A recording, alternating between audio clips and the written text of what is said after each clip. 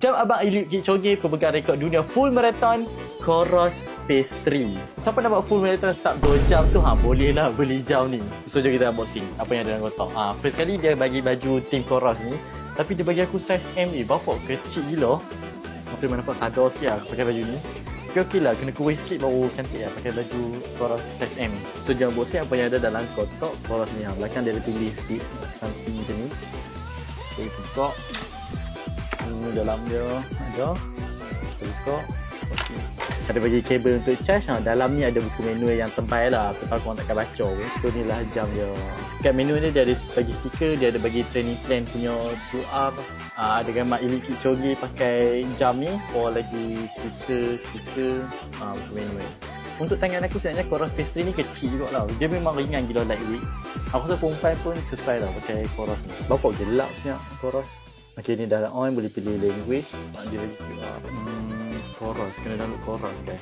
Memang comel lah jam dia ni. Memang rasa kecil lah daripada biasa kan. Ini kalau tali biasa lah, track biasa, warna hitam. Aku beli Coros Pastry ni adalah memang sebab Kipchoge pakai lah. Cik dah lawak je sebenarnya. Sebelum ni aku pakai je jalan GPS yang murah lah. Daripada Aulon, daripada Redmi. Dan aku juga pernah training pakai Garmin dan juga Apple Watch dengan Apple Watch Ultra. Banyak dah jam yang aku pernah pakai untuk running tau. Tapi Apple Watch aku tak beli sebab bateri dia cepat habis. Sehari sekali kena charge. Apple Watch Ultra memang mahal sangat. Aku nak try juga, tapi memang best lah Apple Watch Ultra sebab nampak rugged tu. Dia Aulon ni memang aku suka gila pakai. 6 bulan aku pakai Aulon dan Galaxy ni memang best lah. GPS ni hari reading dia tu menghampiri Apple Watch tau. Sebab aku pernah try compare kiri kanan aku pakai Apple Watch dengan Aulon. Memang accurate gila. Tapi sebab dia tak ada training plan, dia tak ada boleh kirakan 0 to max, tak boleh kirakan health running detail tu. So that's why lah aku ambil kepada jam Coros tau. Jam Coros ni pun Eliud Kipchoge pakai kan.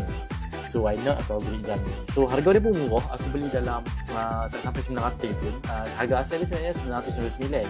Kalau korang dapat rendah daripada 999 ataupun 940 tu, better korang gerak cepat tau.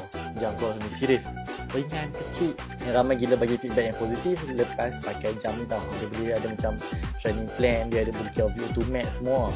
GPS dia semua accurate lah. Sebab tu lah top atlet dunia pun pakai jam ni tau. Tapi harga dia tak sampai 1000 je. So kalau korang minat dengan Coros Pastry macam ni juga, kau boleh tekan kat sini.